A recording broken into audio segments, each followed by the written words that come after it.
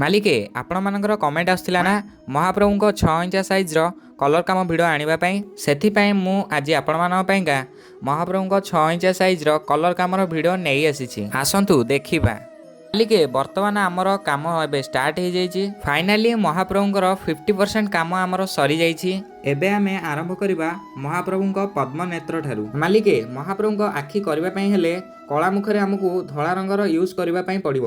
ଧଳା ରଙ୍ଗରେ ମହାପ୍ରଭୁଙ୍କ ଆଖି ରାଉଣ୍ଡ କରାଗଲା। ତାପରେ ମହାପ୍ରଭୁଙ୍କ ଆଖିକୁ ଆଉ ଟିକେ ଗ୍ଲେଜ୍ କରିବା ପାଇଁ ଆଉ ଥରେ ତା ଉପରେ ଧଳା ରଙ୍ଗ ପ୍ରଲେପ ଦିଆଗଲା।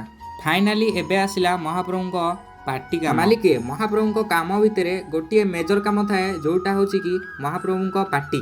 ତାପରେ ମୁଁ ମହାପ୍ରଭୁଙ୍କ ପାଟିକୁ ଆସ୍ତେ ସୁସ୍ତେ କରି ଭଲ ଭାବରେ ଯେହେତୁ ଆମର ଅର୍ଡ଼ର ଆସିଥିଲା ମହାପ୍ରଭୁଙ୍କ 7 ପିସ୍ ବିଗ୍ରହ, ତ ତାକୁ କରିବା ପାଇଁ ବହୁତ ସମୟ ମଧ୍ୟ ଲାଗିଲା। ଫାଇନାଲି ଏବେ ଆମର ମହାପ୍ରଭୁଙ୍କ ଧଳା ରଙ୍ଗର କାମ ସରିଯାଇଛି। ମାଲିକେ କମେଣ୍ଟ କରନ୍ତୁ କାମଟି କେମିତି ଲାଗୁଛି। ଏବେ ଷ୍ଟାର୍ଟ ହେଲା ମହାପ୍ରଭୁଙ୍କ କଳା ରଙ୍ଗର କାମ। କଳା ରଙ୍ଗରେ ମହାପ୍ରଭୁଙ୍କ ଅସ୍ତ୍ର ସହିତ ଚୂଳ ମଧ୍ୟ କାମ ହେଲା। ନା ମାଲିକେ ଏବେ ଆପଣମାନେ ଦେଖିପାରୁଥିବେ ମହାପ୍ରଭୁ କେମିତି ଦେଖାଯାଉଛନ୍ତି। ଆଉ ଯାହା ବି କାମ ରହିଛି ନେକ୍ସଟ ପାର୍ଟରେ ଆପଣମାନେ ଦେଖିବାକୁ ପାଇବେ। ତ ମାଲିକେ ମହାପ୍ରଭୁଙ୍କ ଫାଇନାଲ ଲୁକ୍ଟି ଆପଣମାନେ ଦେଖିପାରୁଥିବେ। କେମିତି ଲାଗିଲା ନିଶ୍ଚିନ୍ତ କମେଣ୍ଟ କରନ୍ତୁ। ଆମ ଇନଷ୍ଟା ଆକାଉଣ୍ଟକୁ ଫଲୋ କରିବା ସହିତ ଭିଡ଼ିଓକୁ ଲାଇକ୍ ସେୟାର ଯାହାହେଲେ ବି କରିଦେବେ। ରହୁଛି, ଦେଖା ହେବ ପୁଣି ନେକ୍ସଟ ଭିଡ଼ିଓରେ। ସେ ପର୍ଯ୍ୟନ୍ତ ଜୟ ଜଗନ୍ନାଥ।